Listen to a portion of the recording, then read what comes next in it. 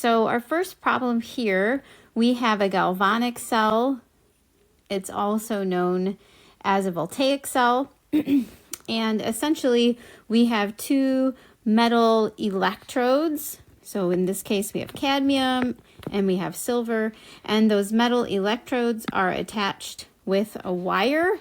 And the oxidation reduction reaction that occurs is able to then produce electricity as those electrons move through our wire. Okay, so what I notice about this right away is that this is a voltmeter, okay, not a battery. So this is not an electrolytic cell. As I said, it's a galvanic cell or a voltaic cell. I also notice that it's spontaneous.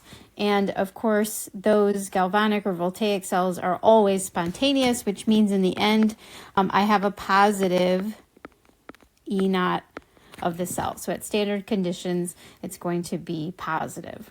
Okay. When I look over here at the picture, I notice it's not labeled cathode, anode. I don't know which way the electrons are moving, so I need to figure that out really before I can do anything. My first question says, write the net ionic equation. And in order to do that, I need to know what is being oxidized and what is being reduced. I would need to know the half reactions for both of those processes, balance them, and then put them together for that net ionic. So it looks like maybe a simple question, write the net ionic, but there's a lot of forethought that goes into that before you can put all of those ideas together. So on this table, on the right, I have the standard reduction potentials for the different half reactions that you might see. And I've already highlighted a few that we're going to see in the formative today. So the ones that we're looking at here are the ones in orange. So we have the silver, which is here, and we have cadmium, which is down here. So when we're trying to decide which one is being reduced and which one is being oxidized in this situation, I'm just going to compare those two standard reduction potentials. And remember, I'm more likely to be reduced if I have a higher reduction value, and I'm more likely to be, so I guess I could put that up here, more likely reduced, and then more likely to be oxidized the further down I am. Okay, so in this case, my silver is going to be my reduction half reaction, and then my cadmium, I'm going to write an oxidation half reaction for that one. Okay, and I'm just going to take note of those values too, because I know I'm going to need those later too. So in my picture over here for my cadmium, I'm going to put the value, the reduction potential is, cadmium is negative 0.40, and we decided that is going to be oxidation on this half. And then my reduction potential for, sorry, those are E naught, for my silver is 0.80 volts. And we decided that since that was the higher value, that was going to be my reduction side. And I'm just going to put my cell potential chart away just for a moment while we're working on this problem here. So I have decided, again, oxidation's happening on the left, reduction's happening on the right. I also need to know that means that this side is the anode. You could remember anox, right? Anode oxidation. And then the other side is the cathode. Okay, you can remember red cat. Okay, cathode reduction. Okay, remember also that oxidation, lose electrons is oxidation. So this is the side of the half reaction that's going to be supplying those electrons. And my electrons are going to be moving from that anode to that cathode. Okay, that means the other side, this is a gain of electrons, which is reduction. So it's absorbing those electrons that are being given off from the anode. I also need to know that in solution, I have some ions of these metals. so CD2 plus, and then I have two NO3 minus ones. And on the other side, I have Ag plus, NO3 minus. For the anode side, if I am losing electrons, that means that I have cadmium metal that's going into solution and becoming an ion. So I'm getting more and more of these cadmium ions over time, and the mass of this is going to go down as those solids are going into solution. And as I have more and more of those 2+ charges, I'm going to need the negative part of my salt bridge to come down here and neutralize that solution. The opposite is true on the other side. So I'm going to have silver going from solution, gaining those electrons from the anode and becoming a solid and depositing as a solid. So I'm going to have, this mass is going to be increasing because I'm going to be adding that solid silver on this side. And because this ion is coming out of solution, I will need to replace that positive with my salt bridge. So in this case, it would be K plus that's going to be migrating into the cathode half cell. And on this side, it is my NO3 minus that's going to be going into that anode half cell. Okay. So just a quick little overview of that cell. From there, then I can write the half reaction. So we said that our oxidation half reaction is happening at our anode, and that is our cadmium metal, so it's a solid. It is going to be going into solution, and in that process, it is losing those 2 electrons. And in our balanced equation, we can't ever put a negative, so instead I just show it as a product, so giving off those electrons. My reduction half reaction is, I have silver ions. They're coming out of solution. I should put aqueous over here too. And they are gaining an electron to make that silver solid. Okay, so those are my 2 half reactions. In order to do my net ionic equation for the whole reaction, I do need to balance my number of electrons, and then I just combine them. So in this half reaction, I have 2 electrons. In this half reaction, I do only have 1. So I need to multiply this equation, by 2 before I add my reactions together. Okay, so when I add them together, I will get, and I'm going to just show it down here where it says cell voltage, and then I can move it in just a second. So I have cadmium solid from my oxidation half cell, and then I've got plus 2 silver ions plus 2 electrons, and I'm going to make CD2 plus aqueous plus 2 electrons. I'm always running out of space.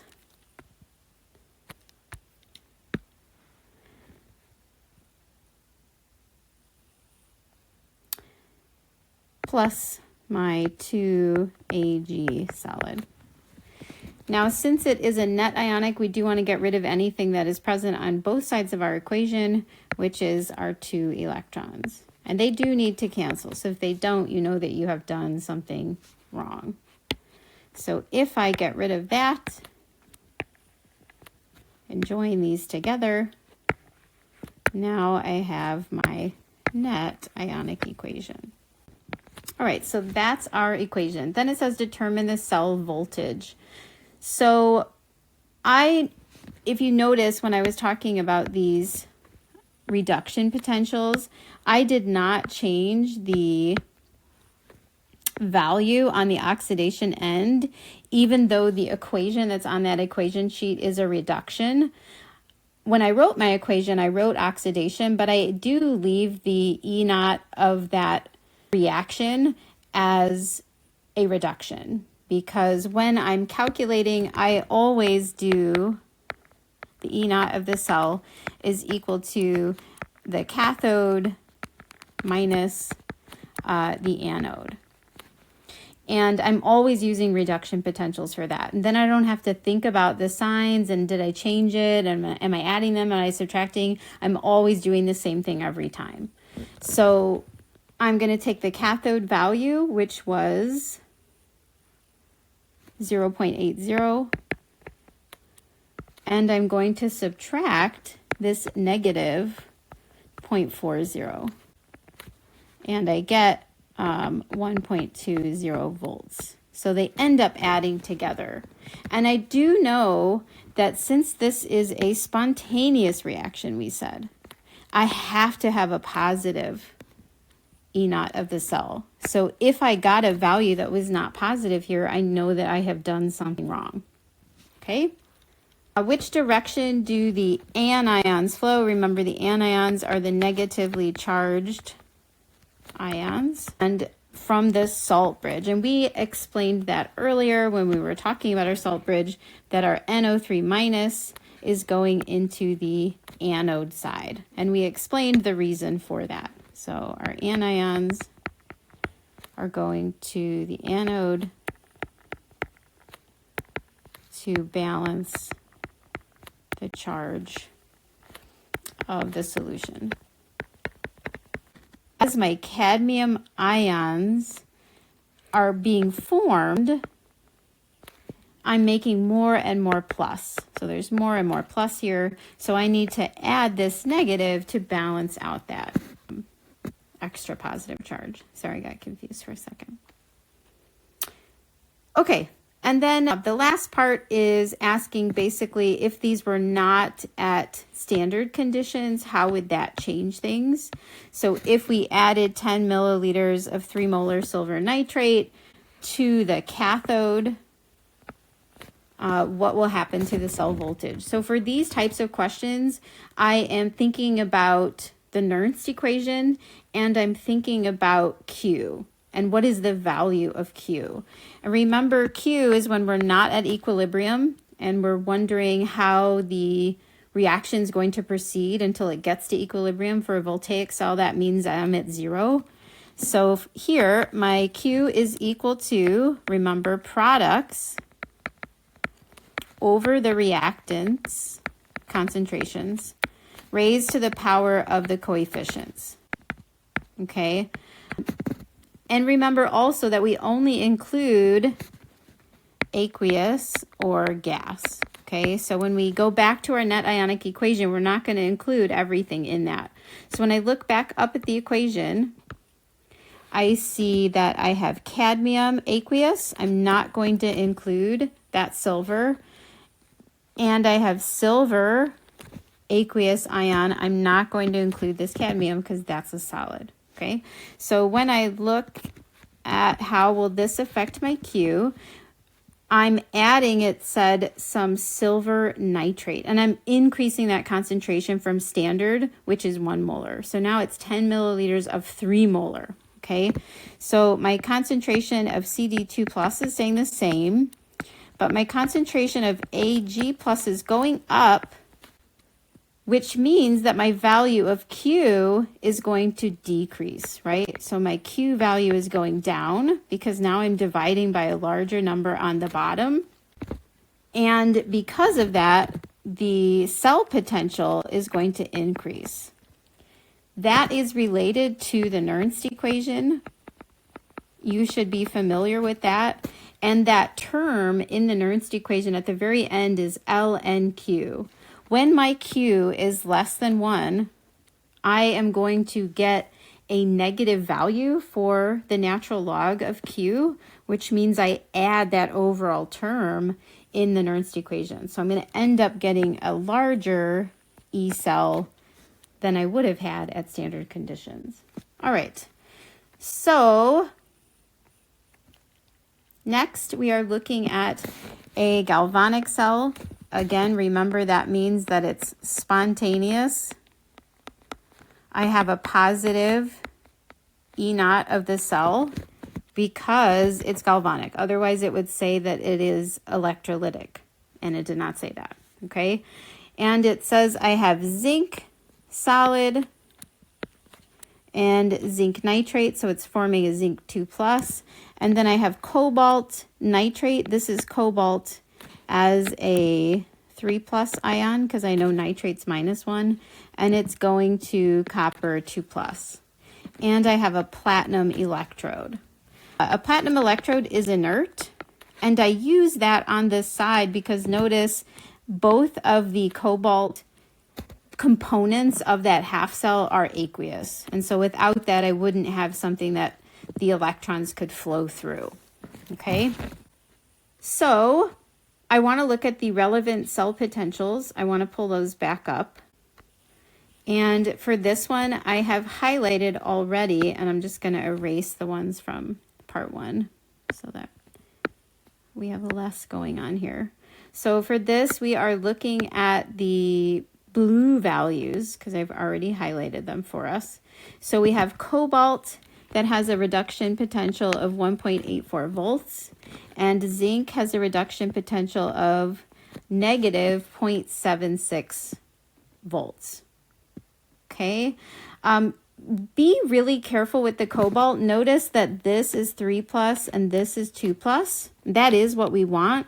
But there is also a cobalt that is 2+, and that goes to solid. That is not what happens in this equation here. So just be really careful when you're picking those values that it matches. Now these are all reductions, so all of my electrons are of course being added, and that is not the case if it's oxidation, but it should still have the species in the equation that you want, and it shouldn't have things that should not be present.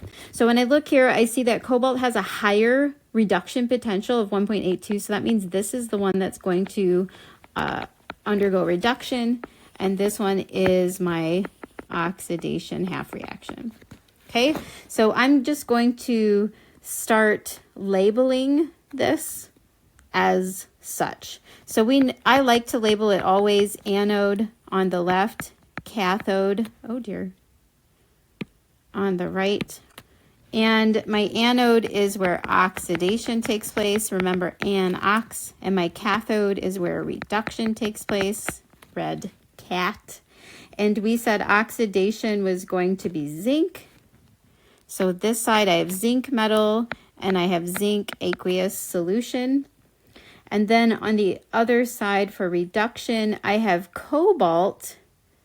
And I have a platinum, it said, electrode. So platinum is up here. And then in solution, I have cobalt. 3+, 0.76, and that's negative. And then that reduction value is equal to 1.82 volts. Okay, I spoke too soon. Okay, so determine the cell potential. So I always am going to do the cathode minus the anode for my Ecell. And this is at standard conditions, so I can include that little degree symbol. So cathode is 1.82 volts minus negative 0.76. And when I add those together, I get positive 2.58 volts. It should be positive because this is spontaneous. Okay, so if you get something else, you've flipped it. All right, when I'm labeling my diagram, let's see what I have done. Galvanic cell, the flow of electrons. So that's always going to go from anode to cathode. So my electrons are flowing in this direction. The ions from the salt bridge, so I have to think about what's occurring. Oxidation is losing electrons, so I have zinc going into solution and making more of this zinc 2+. So I'm really collecting a lot of plus over here, and therefore I need the minus end of my salt bridge to migrate in and keep that neutrality. That also means that the positive end is going into the other one. Electrodes and solutions, we did that. Anode, cathode, we did that. All right, the last thing is line notation, which is just a way of kind of showing pictorially what's happening without drawing a picture. So we have oxidation and then reduction, and we're showing what we start with. which in this case is our zinc solid. It's going to zinc 2 plus. It is separated by what's showing like a salt bridge essentially. And I have cobalt 3 plus going to cobalt, I don't like my little O's, 2 plus. And this is a little different. We are going to put that platinum electrode in our picture just to show that that's how our electrons are able to flow, because without that we just have those solutions.